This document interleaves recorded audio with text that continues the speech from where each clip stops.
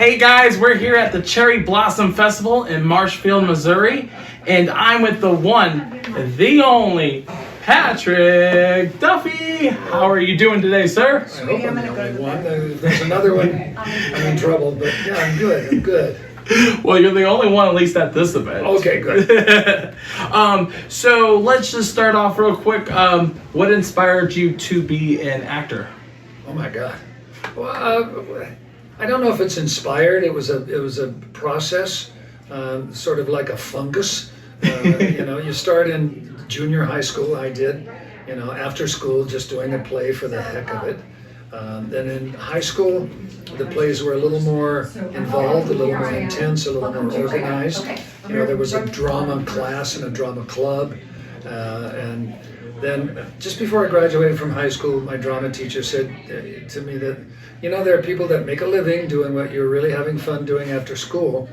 So maybe you should think about, when you go to college, looking into that, and I could write a letter of recommendation. And I said, well, sure, that'd be fun.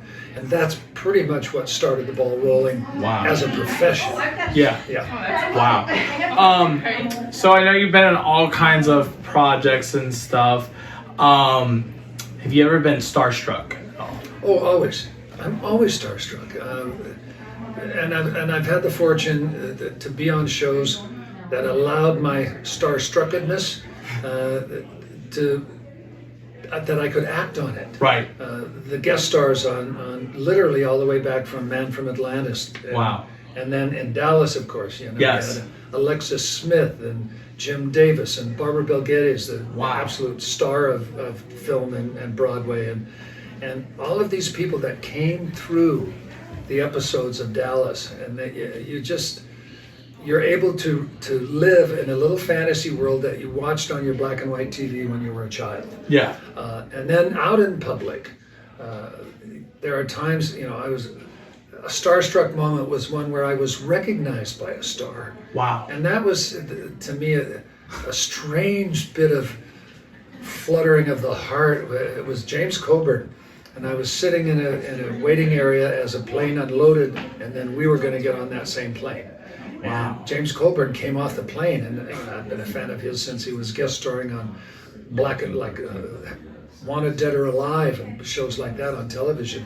And here he was, this major guy, and he came off and he looked over and he went, "Hey, Patrick," and then he walked on, and I just went, he knows me. And it was a reverse kind of starstruck thing, but it was so amazing to me to be, for that moment of grace, that moment that he gave me, to be included in his circle. Was an amazing thing to do. And then I was starstruck by the Queen of England. Wow. I was in a receiving line with a bunch of other actors over there at one point, and she came by. And I thought, that's cool, I'm going to meet the Queen of England. And she got to the person next to me, I think was Lauren Bacall. Wow. And then there was Donna Mita. There were a whole bunch of people. And, I saw her coming. And the next thing I remember, she was about 4 people down the line. And somebody asked me, they said, what did you and the Queen talk about? And I said, I have no idea.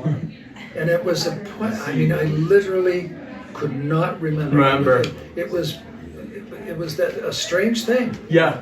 And which, this sounds backhanded compliment to myself, and I don't mean it that way, but it helps me understand people who see me for the one and only time in their life. Yeah. Who come to events like the Cherry Blossom Festival, and they're in line, and they're so excited to meet, me because I was on a TV show. Right.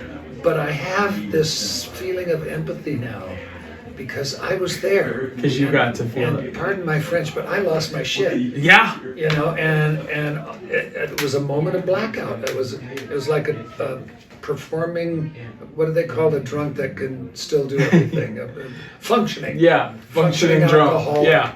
And I was a functioning, speaking person with no concept. With no concept, yeah. So, that's available to anybody. Yeah. Whether it's politicians or or you meet, somebody you just admire. Yeah. Even within your own town. that to me is starstruck. Yeah, but it's just being in the sharing the light with somebody who has the grace to share it with you. Right. Yeah, I'm a victim of that a lot. So I know you've been here at the Cherry Blossom. I know I've met you at least 2 to 3 times. Up to this is my second time. Okay, so I've met you 2 times. Yeah. What brings you back to the Cherry Blossom? What is your favorite thing about this event? I'd say it's the elf on a shelf outfit. That's good to know. I brought you back. I had to come back to see if anybody was stupid enough to wear that same thing. Well, hey, I'm happy you're here. Let me yeah, let's actually clarify. Give The serious answer. Where justice is due is, it's a lovely group of people. Yes. The reason that it exists is great. It's phenomenal. It's to recognize the efforts of all of these people who, who share their light, who help this country go forward. Hopefully in a peaceful, coexistive way, and don't begrudge their efforts at all. And we are a sidelight to that. The celebrity portion of the Cherry Blossom Festival is sort of the twinkly lights. Yeah. But the substance is the tree on which those lights are dangled. Right. And that's, the reason behind the Cherry Blossom Festival. And that's the reason I think that most people return. Yeah. Last but not least, what is your favorite color? Well, it's probably, cliche, but, I am Irish. It's not that green, but it's a sort of more of a forest green. Okay. Yeah. Born and raised in Montana. Maybe that green over there. Born and raised, without the glitter. Yeah, without the glitter. Yeah. And what is one You said quick that was the I final know. question. Sorry.